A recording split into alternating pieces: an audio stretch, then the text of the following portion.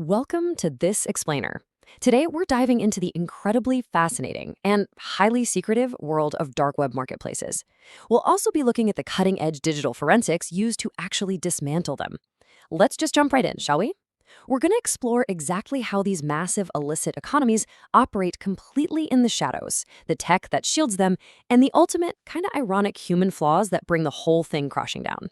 But before we even fully define what the dark web is, I want you to consider this staggering number, $300 to $500 million. That was the estimated annual revenue of just one illegal marketplace called Alphabay. Right? We aren't talking about back alley cash deals here.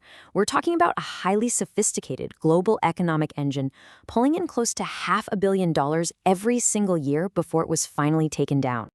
Section 1. The dark web economy. Basically, Amazon for the underworld. Just take a look at the sheer variety and honestly the normalization of what's being sold here. These are actual prices pulled straight from the Alphabay takedown. You could grab a custom UK passport for £1,000, an AK-47 for $500, or even stolen Netflix and Uber accounts for literally just a few dollars. These platforms took local illicit trade and blew it up to a global scale. And it functioned exactly like an everyday e-commerce site you probably have open in another tab right now. Seriously, they had beautifully designed interfaces, product categories, a 5-star rating system, and customer reviews raving about stealth shipping methods, like hiding contraband inside CD cases. It took the proven e-commerce model, applied it to illegal goods, and suddenly gave us single vendor access to tens of thousands of international customers overnight. Moving on to Section 2, Tools of the Trade, Building the Perfect Storm. So what makes all this possible? The absolute foundation of this anonymity is the Tor network. It's a system that effectively hides a user's digital location. And what's wild to me is that this technology was actually originally developed as a byproduct of US naval research. It was meant to give intelligence agents and spies a secure, anonymous way to communicate. But today, it's just a free, easily downloadable browser that completely masks your identity. To really grasp this, look at the stark visual difference between the web you know and the dark web. On the standard internet, you go to familiar registered domains like .com or .org. But on the Tor network, the URLs are just this long string of completely random characters ending in .onion. There's no domain name to track down, no central registry to subpoena. It is an untraceable sequence by design. Let's look under the hood to see how this builds absolute privacy. Instead of your computer talking directly to the website you want to visit, Tor routes your connection through a complex chain of intermediaries. So you talk to node A, which talks to node B, which talks to node C. By the time your request actually reaches the marketplace, your original location has been completely scrubbed. No single point in this entire chain knows both the origin and the destination. Now, the really crucial point comes down to a simple equation. The Tor network by itself is basically just a communication tool. It's even used by journalists and oppressive regimes to bypass censorship. But when you add cryptocurrency into the mix, you get the perfect storm. You combine network anonymity, where nobody knows where you are, with financial anonymity, where nobody can trace your Bitcoin wallet back to your real identity. And that is the exact formula that allows massive illicit commerce to thrive. Which brings us to Section 3, the criminal ego. We call this the Breaking Bad syndrome. You might naturally think the people running these empires are, hardened career cartel bosses. But our sources paint a very different picture. Take Alexander Kazes, the mastermind behind Alphabay. He was a white-collar IT expert. To him, this was just an e-commerce startup. Then look at Wawan, the admin of a massive 7,000-member illicit exploitation ring in Indonesia called Lolly Candy. He was just an introverted internet cafe operator. What unites them isn't some deep history of street crime. It's a background in IT and this intoxicating desire for control, status, and international pride. They literally felt untouchable. There's this great quote from a cyber expert in our source material that hits the nail on the head. They call it the Breaking Bad syndrome. Just like Walter White, these guys start out with a specific goal, but pretty soon the exhilaration of outsmarting the system takes over. That becomes their primary motivation. They realize how much power they have, and they get absolutely addicted to the thrill of running the website and playing God in their little digital domains. All right, Section 4, hiding in plain sight, bypassing the filters. It's crazy to think about, but the Indonesian lolly candy ring operated largely on Facebook, right under the algorithm's nose. To bypass sophisticated content filters, the admin set up some incredibly strict rules. Members had to use very specific code words.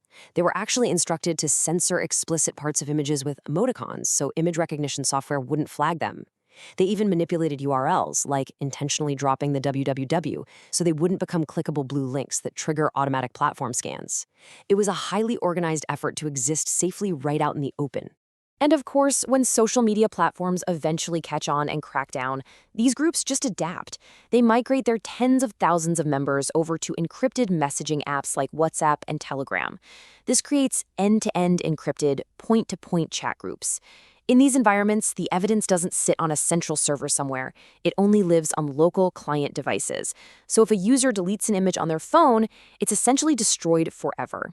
This makes law enforcement's job incredibly difficult, basically turning every smartphone into a locked digital vault. So how did they stop them?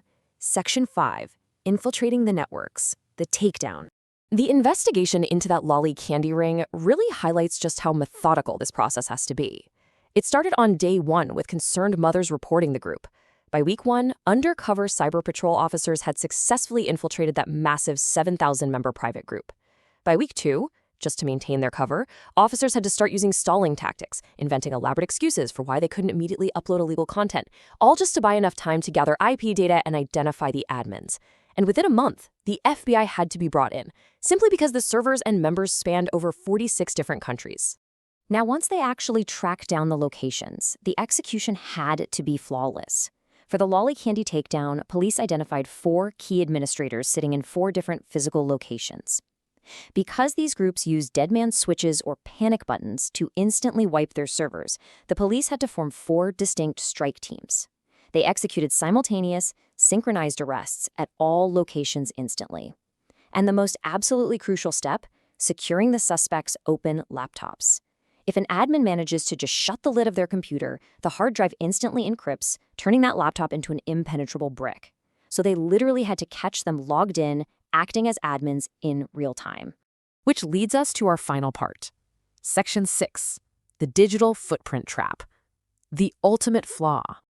I want you to take a look at these monumental blunders, because despite utilizing highly secure PGP email encryption and complex Tor routing, Alexander Kazis, the mastermind of Alphabay, accidentally used his own decade-old Hotmail address in the welcome emails for his dark website. He also arrogantly reused the exact same pseudonyms on the normal everyday web that he used on the dark web. Meanwhile, Wawan, the lolly candy admin, posted a seemingly harmless photo that ended up revealing a specific, recognizable corner of his building. In another instance, he accidentally captured a neighbor's license plate in the background of an uploaded image. These are simple, tiny human mistakes, but they gave the police exactly the threads they needed to pull. There's this single quote that gets to the absolute core of digital forensics. Whatever is on the internet, it's on the internet forever. I mean, a Hotmail account registered 10 years before Alphabay even existed was the very thing that brought its whole creator down. Digital forensics teams don't always need to crack some unbreakable encryption algorithm. A lot of the time, they just need to wait for a human being to slip up, and then they connect the dots of their online persona. So I'm going to leave you with this final thought to ponder. As encryption and blockchain networks continue to evolve toward offering perfect, unbreakable digital anonymity, will human nature, carelessness, and our own egos always remain the ultimate, unpatchable vulnerability in the system? Thank you so much for joining me for this explainer. I really hope you walk away with a totally new perspective on the invisible digital wars happening every single day.